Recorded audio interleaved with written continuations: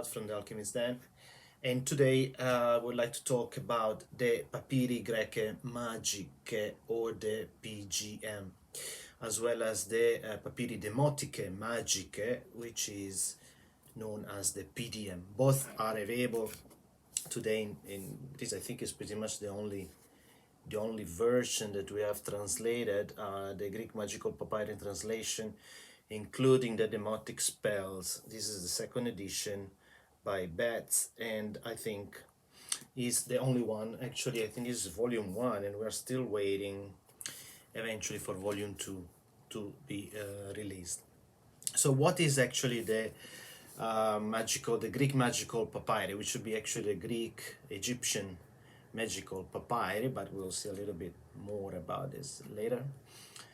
So what is this about?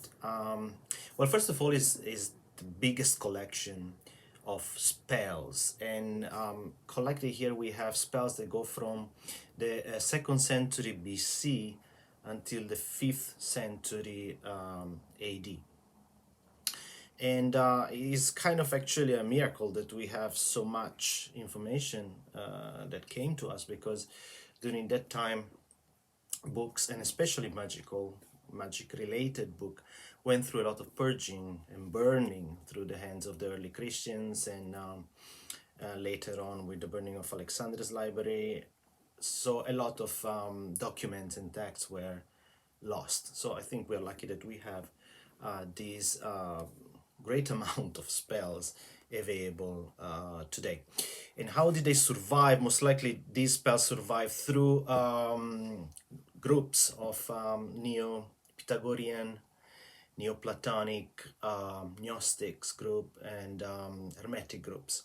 So most likely these people were able to hide and keep this book, and being able to save them from the several destruction and burning that history went through. So the majority of these spells were collected by the consular representative of Sweden in Alexandria. His name was Jean d'Anastasi. We are talking about the late 1700, early 1800, and most of these papyrus were obtained, were coming from the city of Thebes in Egypt, now called Luxor. And later on, so we're talking about, we are in the mid 1800, late 1800. All these papyrus were pretty much scattered all over Europe. They went through collectors, they went through private collections, and also, of course, museums, where today are mainly located in most of the European museums and libraries. There are fragments and pieces of this magical papyri. So here in this text, in this papyrus, we have mainly 3 civilizations, 3 cultures coming together. Of course, the Egyptian one, and it's very important because there are very important parts also to understand the ancient Egyptian religion. And then we have Greek parts, and then we have Jewish part, and of course also Roman part after Egypt became part of the Roman Empire. So there is a lot of syncretism, there is a lot of merge, and there's really a lot of melting things in these documents.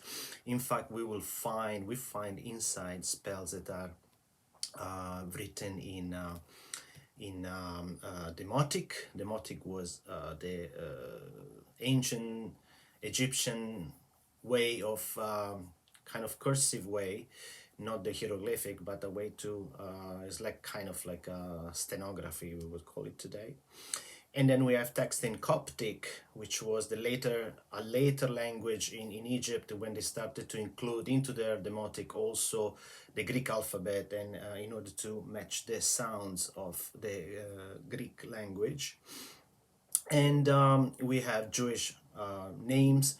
So within these languages, within all this melting of these languages, we'll find nomina magica, which are the magic names, and voces magica, which are magic words, some being in Coptic, some being in Demotic, some being in Greek, some being in Jewish, and some being completely unrecognizable as well as the drawing are a little bit sometimes unrecognizable, but definitely very interesting, because sometimes you can actually identify the drawing being Seth, Typhon god. Some other time is really something that we still cannot identify. And also the words that are like very often put as a palindrome, so where they can be read left to right and right to left. And these words are within shape, like a heart shapes, triangular shape, or square shapes, or going like the famous abracadabra, that it goes down like in a triangle and then expands again in the bottle. So the way that the drawing and the way that the spells are depicted in the Greek in the papyrus are also very important part of these studies. And I'm not sure whether at the moment there are researchers focusing just on the design, on the drawing of the papyrus. So within this text, we'll find enormous variety of spells, and we'll find what we call the curse tablets, or the catadesmoi. In Latin are called the fictiones, which are written on lead, stone, baked clay, some durable material, and usually they were buried in graves in order to curse, cursing cursing rival in love, cursing rival in for legal matters, or rival in business.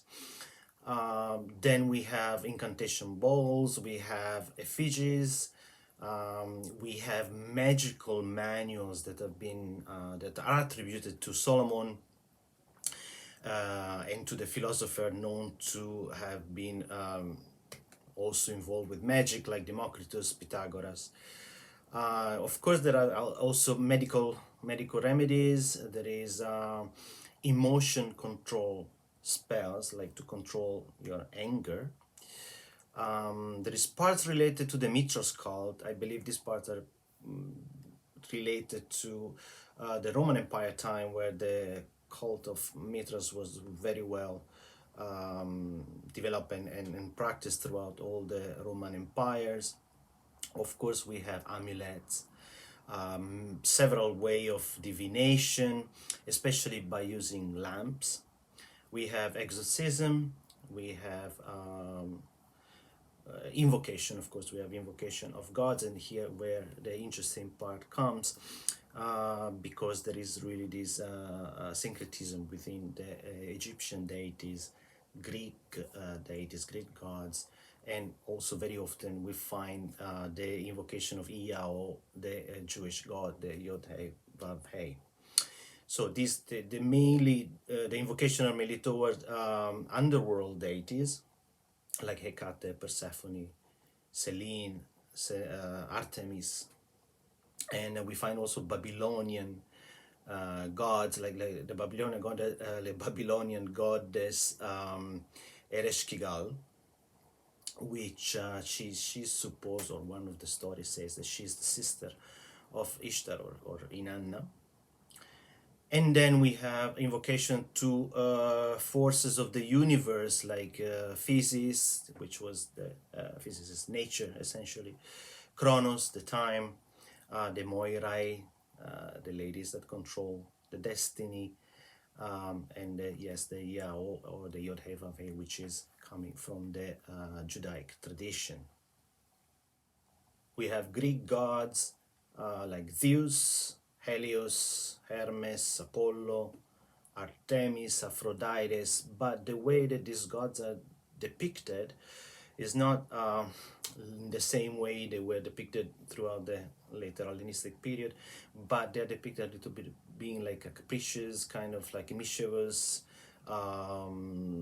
dangerous also kind of entity to invoke.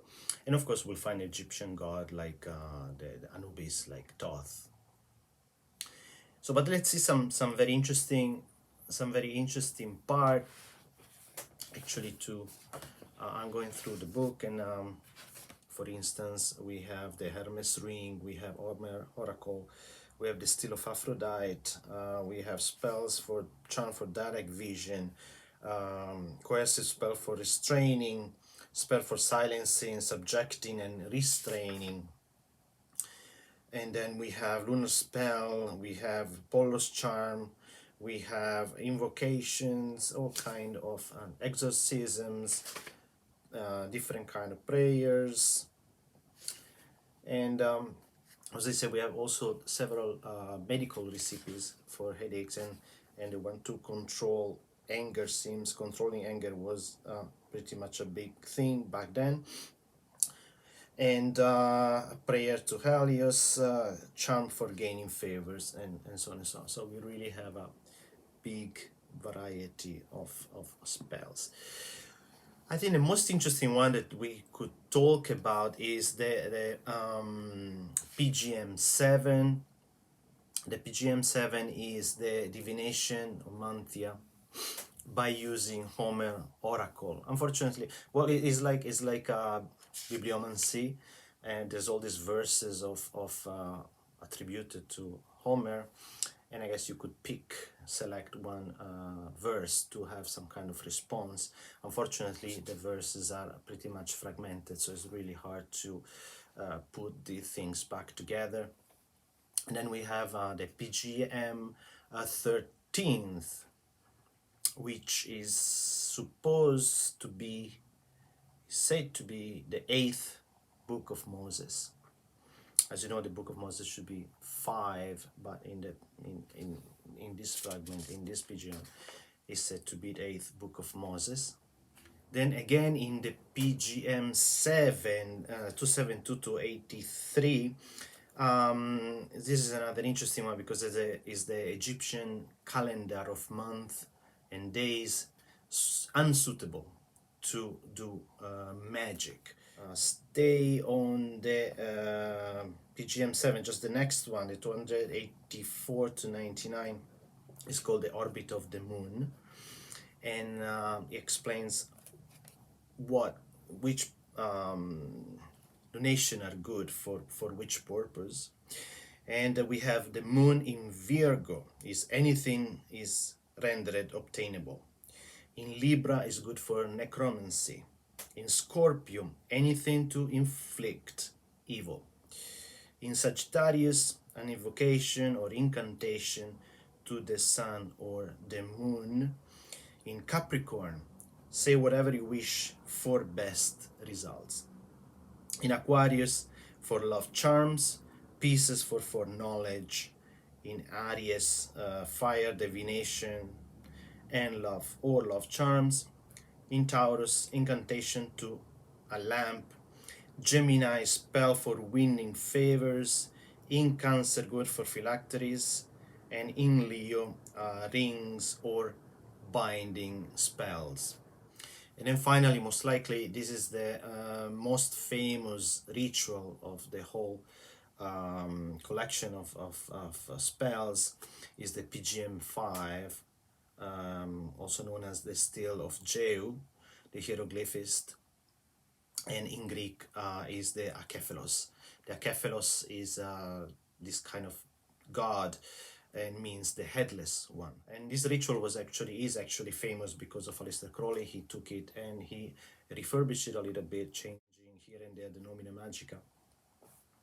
And he called it, instead of the Headless One, he called it the Bornless One. And you can find it, I think, in his as part of his ritual for Goetia. And so I think this is definitely the most famous one, the Akephilos, the PGM number 5. So I think that this is pretty much it. I just wanted to give a very brief introduction on what is this about. Well, there is really a lot in here, and there's a lot of foundation and basic that are being carried all the way through our occultism and magic today. So it's definitely a book that you may want to have a look at. And I hopefully it says volume 1. We will very much looking forward for volume 2 coming up anytime soon. Thank you for staying with me today, and enjoy the rest of the day. Bye bye.